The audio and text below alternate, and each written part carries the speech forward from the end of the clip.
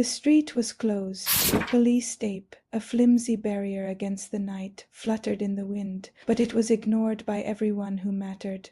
Sirens echoed somewhere far away, a familiar and useless sound, arriving late as always, under the harsh glow of the streetlights, for men stood their ground.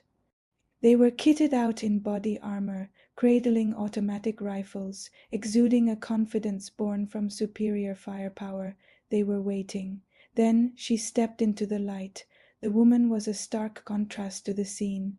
No armor, no weapon drawn, just a long coat that moved gently in the night air, hiding whatever lay beneath.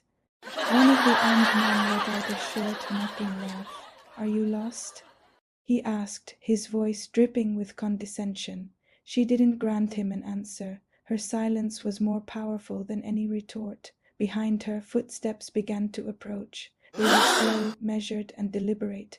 A man emerged from the shadows to join her side. The street was jarring. He carried a sword. This wasn't some decorative prop from a movie set, nor was it a ceremonial piece for a museum. This was old steel, scarred and battle-worn. It felt alive. The four men, their amusement instantly gone, raised their rifles, but they were too slow. The first shot was never even fired. In a blur, steel flashed under the streetlights. The woman moved with impossible speed, almost before the sound of her own movement could reach them. She was in close, her actions precise, a beautiful and deadly dance. A gleaming blade cut through a rifle barrel as if it were made of paper. Another swift, elegant motion opened a throat. Panic erupted. Gunfire finally exploded, but it was wild and chaotic. Bullets sparked off the concrete walls and whined through the air, missing their targets by inches. The man with the sword stepped forward into the fray. Every single movement was deliberate, a masterclass in economy. There was no wasted motion, no sign of anger or rage, just cold, calculated efficiency. A rifle fell to the ground, neatly sliced into pieces.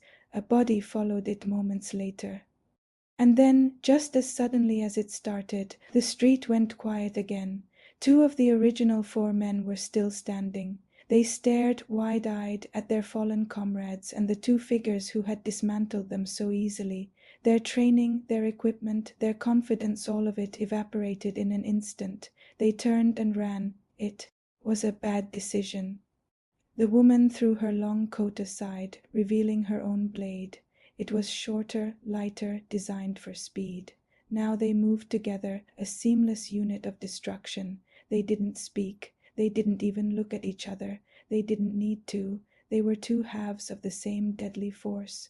One of the fleeing men fell, his scream cut short.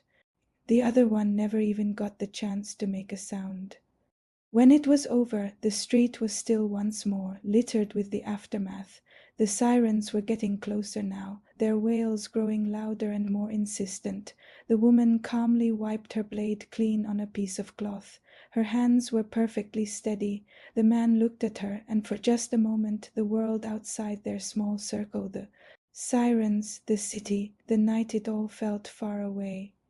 "You're bleeding," he said softly. His voice was a low rumble in the quiet. She glanced down at her arm. A shallow cut, a graze. Nothing serious. A small, genuine smile touched her lips. "Worth it," she said, her voice filled with a quiet satisfaction. And that was the exact moment the lights went out. Every single street light, every window in the surrounding buildings. Total, absolute darkness swallowed the street whole, and in that darkness they heard footsteps, not one or two. They were surrounded by more than before.